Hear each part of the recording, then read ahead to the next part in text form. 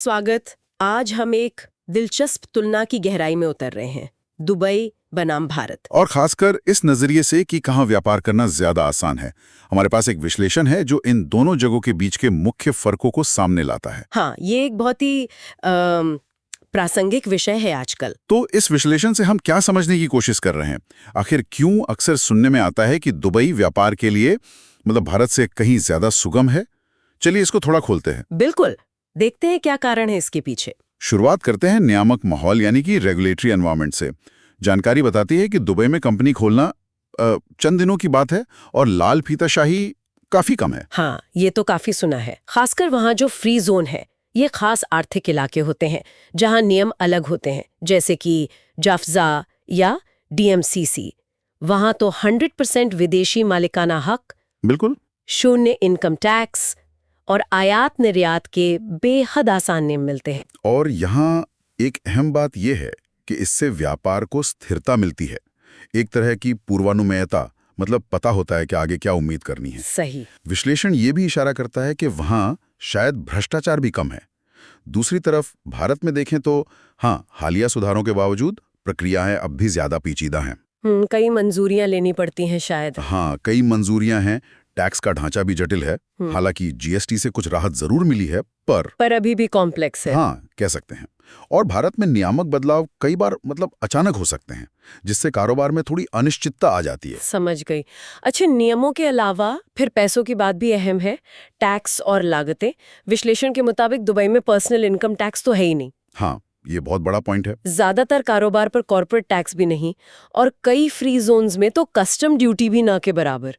ये तो किसी भी व्यापार के लिए बहुत बड़ा आकर्षण हुआ। बिल्कुल बिल्कुल। और इसकी तुलना में देखें तो भारत में कॉर्पोरेट टैक्स की दरें काफी ज्यादा हैं। अच्छा। इसके ऊपर से जीएसटी या टीडीएस जैसे करों के नियमों का पालन करने में न सिर्फ पैसा बल्कि समय भी बहुत लगता है। हाँ, वो कंप्लायंस का बोझ जिसे कहते हैं। एग्जैक्टली। ये सीधा सीधा कंपनी चलाने की लागत यानी ऑपरेटिंग कॉस्ट पर असर डालता है, जो किसी भी बिजनेस के लिए एक बड़ा मुद्दा है। अच्छा, नियमों और लागतों से हटकर देखें तो जमीनी हकीकत बुनियादी ढांचा और लॉजिस्टिक्स कैसे हैं।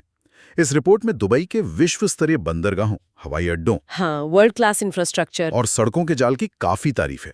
ऐसा लगता है सब कुछ वैश्विक व्यापार की जरूरतों को ध्यान में रखकर ही बनाया गया है। हाँ, और ये वैश्विक कनेक्टिविटी के लिहाज से बहुत बड़ा प्लस पॉइंट है। अगर भारत को देखें तो यहाँ भी बुनियादी ढांचा तेजी से सुधर रहा है, इसमें कोई शक नहीं। हाँ, काफी काम हो रहा है। हाँ, और बाजार तक पहुंच की बात करें तो दुबई की लोकेशन बड़ी रणनीतिक है, एशिया, यूरोप, अफ्रीका के बीचों बीच। हाँ, बिल्कुल सेंटर में। विश्लेषण कहता है कि यह उसे एक ग्लोबल ट्रेड हब बनाता है, जहां से सामान को दोबारा एक्सपोर्ट करना, री एक्सपोर्ट, बहुत आसान है। सही कहा। दुबई एक ट्रांजिट हब के तौर पर बहुत मजबूत है। वहीं भारत का अपना घरेलू बाजार इतना बड़ा है कि वो खुद ही एक बहुत बड़ा आकर्षण है। हाँ, ये तो है। डोमेस्टिक मार्केट तो बहुत बड़ा है। लेकिन जैसा कि विश्लेषण में भी जिक्र है, अगर कोई भारत को री एक्सपोर्ट के केंद्र की तरह इस्तेमाल करना चाहे तो कस्टम की प्रक्रियाओं और लॉजिस्टिक्स में लगने वाले समय के कारण ये दुबई के मुकाबले थोड़ा ज्यादा चुनौतीपूर्ण हो सकता है। अच्छा, और आखिर में सरकार का रवैया और स्थिरता। जानकारों का मानना है कि दुबई में सरकार की नीतियां जो हैं वो व्यापार को काफी बढ़ावा देने वाली हैं। Pro business policies. हाँ, राजनीतिक स्थिरता है, और खासकर फ्री जोन के अपनी अदालतों में झगड़ों का निपटारा भी तेजी से होता है। जबकि भारत एक बड़ा लोकतंत्र है, जहां नीतियां बनाने और लागू करने में कई स्तर शामिल होते हैं। राज्यों के हिसाब से भी नीतियां अलग हो सकती हैं। हाँ, वो फेडरल स्ट्रक्चर का असर। बिल्कुल। और उन्हें जमीन पर उतरने में ज्यादा वक्त लग सकता है। ये उस स्थिरता और पूर्वानुमेयता वाले पहलू पर असर डालता है जिसकी हमने शुरू में बात की थी। तो कुल मिलाकर इस विश्लेषण से जो तस्वीर उभर रही है वो ये है, दुबई तेजी, सरलता और दुनिया भर से जुड़ने में आगे है। स्पीड और कनेक्टिविटी। वहीं भारत एक बहुत बड़ा उपभोक्ता बाजार देता है, लेकिन उसके साथ ज्यादा नियमों और कामकाज की जटिलताएं भी जुड़ी हैं। लगता है ये दो अलग अलग मॉडल हैं। बिल्कुल।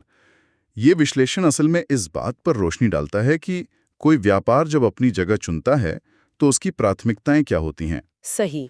क्या उसे दुनिया में तेजी से काम करना और कम रुकावटें चाहिए, या फिर एक बड़े और लगातार बढ़ते घरेलू बाजार में अपनी जगह बनाना ज्यादा जरूरी है।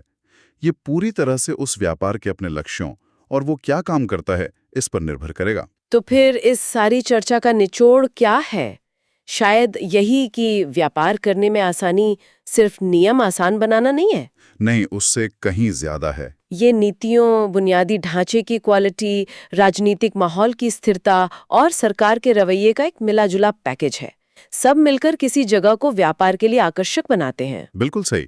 और यहाँ सोचने के लिए एक दिलचस्प सवाल ये उठता है, भविष्य में ये फर्क कैसे बदल सकता है, खासकर तब जब भारत लगातार ईज ऑफ डूइंग बिजनेस यानी व्यापार सुगमता के लिए सुधार कर रहा है। हाँ, ये बड़ा सवाल है। क्या वक्त के साथ ये अंतर कम होगा या फिर दोनों जगहें अपनी अपनी ताकतों पर ही ध्यान देती रहेंगी और अलग-अलग तरह के कारोबारों को अपनी ओर खींचती रहेंगी? ये देखना दिलचस्प हो